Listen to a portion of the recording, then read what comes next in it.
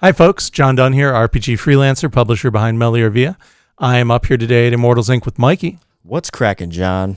Well, so this one's kind of funny because Carlos got this book in and said, hey John, this book was more than I expected it to be, so I only ordered one. You should talk about it and figure out why it's so expensive.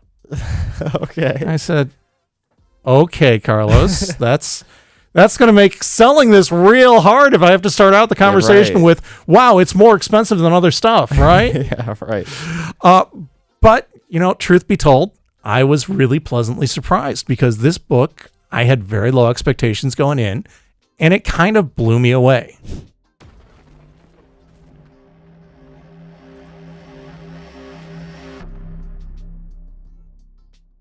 Wow. Yeah. It is not easy to blow John away, guys. Let's talk about it, right? So this is the NPC Core for Pathfinder. And I looked at that and said, all right, so maybe I'm the worst game master in the world, but I don't think everything needs to be statted. So when I see something and say, oh, it's a book full of NPCs, I'm never going to use that, right? Because I don't think every NPC needs to be statted. I just need one or two numbers and I can usually just pull those off of the level chart. And so I was kind of looking at it going, hey, why do we need this? And I thought, okay, in fairness, there are some game masters, some tables who want every single thing in the game to be fully statted. So yes, for them, this book is absolutely critical. I thought, okay, let's go into this review looking at it saying, okay, this is clearly for a very specific type of player. And folks are either going to be that type of player and play group, and they're going to love it, or they're going to be like my first reaction, go, this is pointless. I don't need this book. I'm not going to drop $70 on a book that I'm never going to use. And so I thought, okay, we'll just go into it saying, hey, if that's not you, this book probably isn't for you. But if you want everything statted, this book is for you. And I'll mention, this is a spiritual successor to the old NPC Codex or the NPC Gallery from the Game Mastery Guide. So it's not even just a completely novel idea. And then I sat down and started reading it. And I went, oh, okay, there's a lot more going on here than I thought. This is actually incredibly useful because this adds a crap ton of new depth to your game. So let's get into it. There's 160 pages at the start, which are just a gallery of NPCs.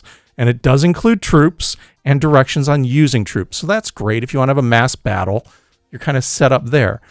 But 160 pages of NPCs doesn't sound like fun reading, right? No, I mean, that's not at all. A lot of stat blocks. Well, here's the thing. They're broken down into 20 different categories.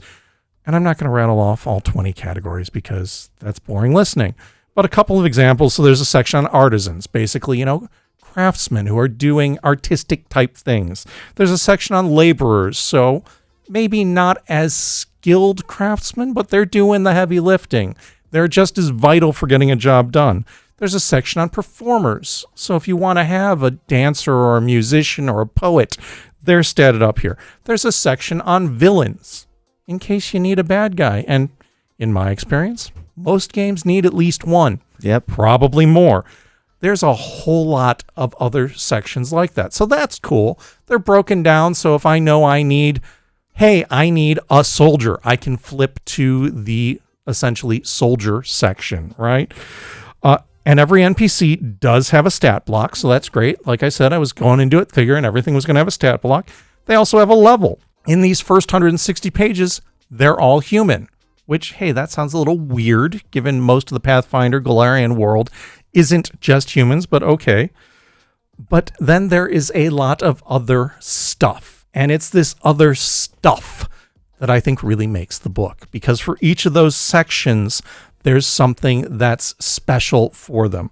So artisans get guilds. Hey, that makes sense, right? Our artisans, our skilled crafters have guilds, they're trade associations. And each of those guilds get a little bit of a write-up where we talk about the motivations, we talk about the types of people that are in there, and we get a bunch of adventure hooks. So maybe the guild's going to hire the characters, or maybe the characters are going to be drawn to the guild for either membership or because the guild has some asset that the characters really want. particularly, say, if the characters are a party of thieves, right? Laborers get an encounter description and unions, different from guilds. Laborers have unions, artisans have guilds. Criminals get criminal tools. They also get criminal spells because, hey, it's a magical world. And then we get a whole section on bounty hunting, which really adds a whole nother dimension to the game. I thought that was a cool touch. Adds another little bit of depth to your world. Performers get a list of plays that they might be performing and a couple of example songs that they might be singing. Villains get motives, advantages, lairs, and important, they get dastardly quotes for them to use over the course of the encounter, right? And it's all of these different things that are just kind of scattered throughout that, in my opinion, really can be great for bringing your world to life. And it could be Galarian or it could be your campaign world. But in any case, there's all of these different elements that just add depth. And they add depth in just unexpected ways. And having them all here is an unexpected asset that I was very impressed with. The next 50 pages, after we get through that NPC gallery, is Ancestry NPCs.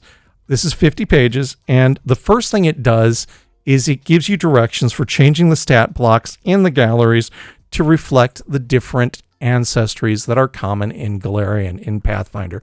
So if I need a dwarf playwright, I can do that. If I need a lizard man playwright, I can do that. If I need a goblin villain, I can do that. Mix and match ancestry you want with any of those different NPCs that are in that first chunk.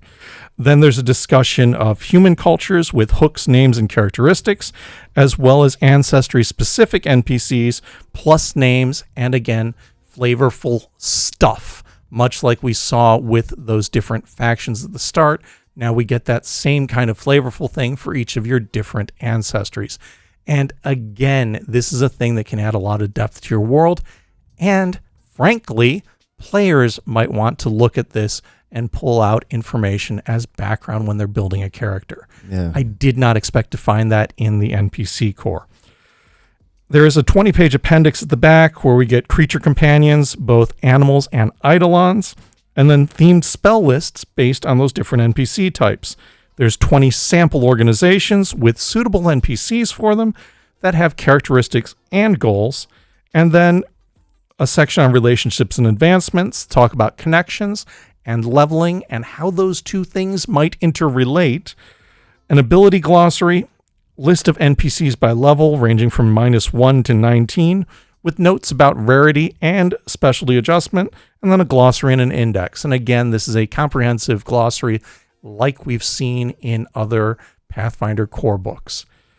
It's from Paizo. It's 240 pages. It's hardcover. It's full color. There is some glorious art in here, as we've come to expect from Paizo. This was done by a large team.